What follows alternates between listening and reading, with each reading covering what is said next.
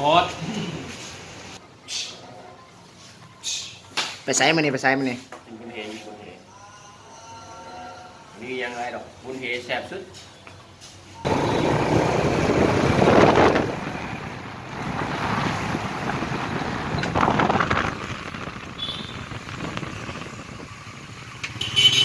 กำลังจะไปกินบุญเฮ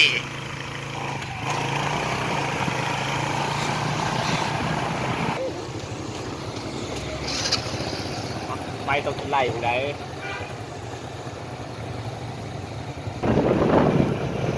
รอบพ่วง2 คนไปหากินกระปุ้นเนี่ยครับยังซื้อแบบนี้มันยืดแดงกันนะแก้วไปอย่างนี้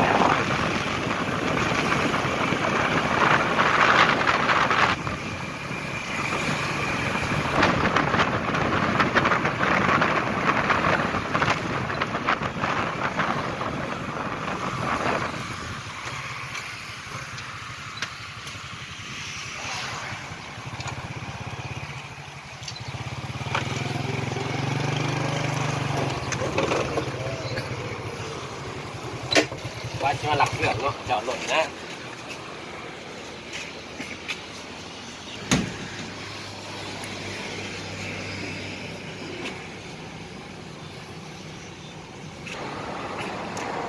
กดจากร้านร้านเจ็ดปากี้มาเนี่ยปากี้พาไปเลี้ยงกระปุ้นพาไปกินบุญเฮ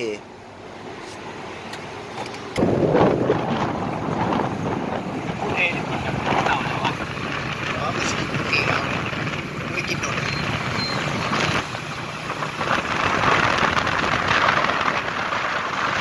บรรยากาศเงียบๆรถหลายถึงช่วงเข้ากัน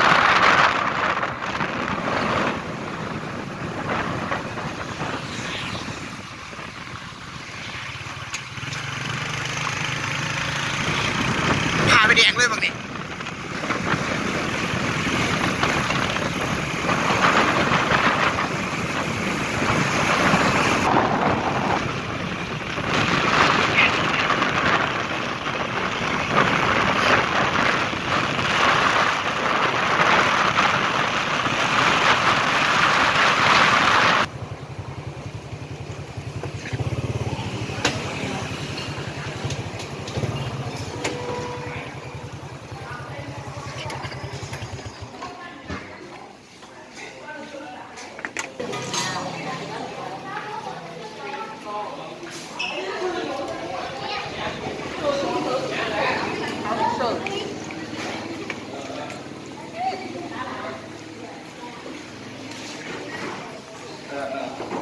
สั่งละ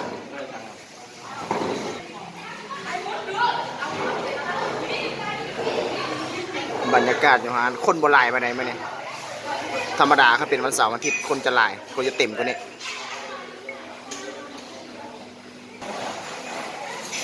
มาแล้วมา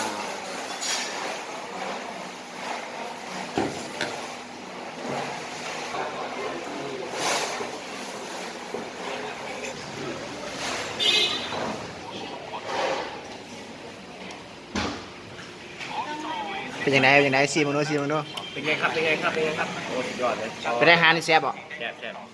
แซ่บจุดอาหารบุญเฮ